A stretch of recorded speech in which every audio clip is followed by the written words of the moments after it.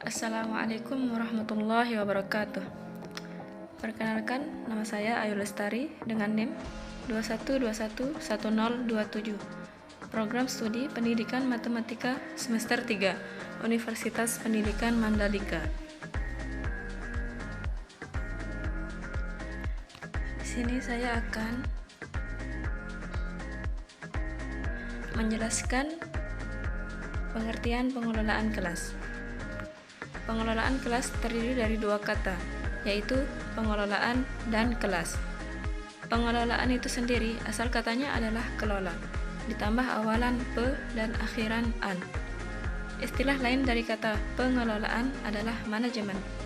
Manajemen adalah kata yang aslinya dari bahasa Inggris, yaitu manajemen, yang berarti ketata laksanaan, tata pimpinan, dan pengelolaan. Pengelolaan kelas sendiri adalah suatu usaha yang dilakukan oleh penanggung jawab kegiatan belajar mengajar atau yang membantu dengan maksud agar dicapai kondisi optimal sehingga dapat terlaksana kegiatan belajar seperti yang diharapkan. Adapun tujuan dari pengelolaan kelas yaitu tujuan umumnya yaitu menyediakan dan menggunakan fasilitas belajar untuk bermacam-macam kegiatan belajar mengajar agar mencapai hasil yang baik. Adapun tujuan pengelolaan kelas yang khusus yaitu mengembangkan kemampuan siswa dengan menggunakan alat-alat belajar, menyediakan kondisi-kondisi yang memungkinkan siswa bekerja dan belajar, serta membantu siswa untuk memperoleh hasil yang diharapkan. Kemudian, pendekatan dalam strategi pengelolaan kelas. Di sini ada pendekatan. Pendekatan adalah usaha atau upaya dalam rangka aktivitas yang dilakukan untuk mengadakan hubungan dengan sesuatu yang menjadi objeknya.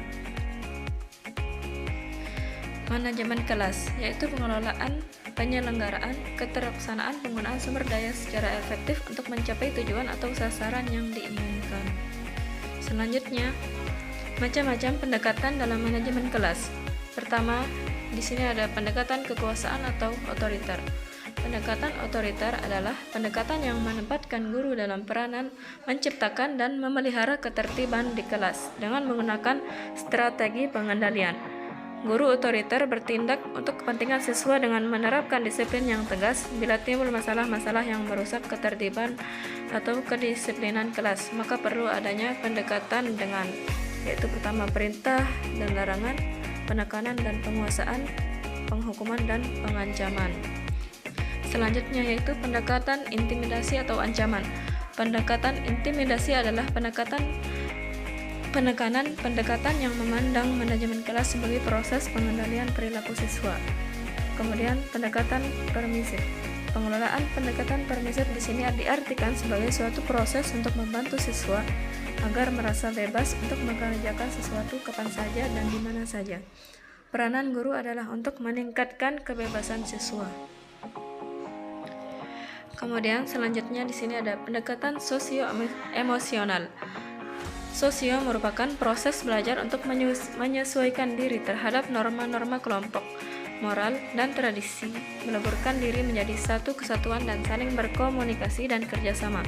Sedangkan emosi merupakan hasil informasi antara faktor subjektif atau proses kognitif, faktor lingkungan atau hasil belajar, dan faktor biologi atau proses hormonal. Dari deskripsi di atas, pendekatan sosio-emosional dapat diartikan sebagai cara pandang yang menganggap bahwa kelas yang kondusif dapat dicapai dengan menciptakan hubungan yang harmonis antara guru dengan peserta didik serta antar peserta didik. Kemudian selanjutnya pendekatan resep. Pendekatan resep atau cookbook ini dilakukan dengan memberi satu daftar yang dapat menggambarkan apa yang harus dan apa yang tidak boleh dikerjakan oleh guru dalam mereaksi semua masalah atau situasi yang terjadi di kelas. Dalam daftar itu digambarkan tahap demi tahap apa yang harus dikerjakan oleh guru. Peranan guru hanyalah mengikuti petunjuk seperti yang tertulis dalam resep. Kemudian selanjutnya yaitu pendekatan proses kelompok. Pendekatan proses kelompok atau group process approach disebut juga pendekatan sosio-psikologis, merupakan Pendekatan yang mengutamakan pengaturan dan mengoptimalkan interaksi antar peserta didik dalam suatu kegiatan kelompok untuk mencapai tujuan pembelajaran sehingga proses belajar mengajar dapat berjalan efektif dan efisien. Kemudian yang terakhir yaitu pengertian pendekatan instruksional. Pendekatan instruksional adalah pendekatan yang berdasarkan kepada pendirian bahwa pengajaran yang dirancang dan dilaksanakan dengan cermat akan mencegah timbulnya sebagian besar masalah manajerial kelas. Mungkin itu saja yang dapat saya sampaikan. Jika ada kekurangan, mohon dimaafkan. Assalamualaikum warahmatullahi wabarakatuh.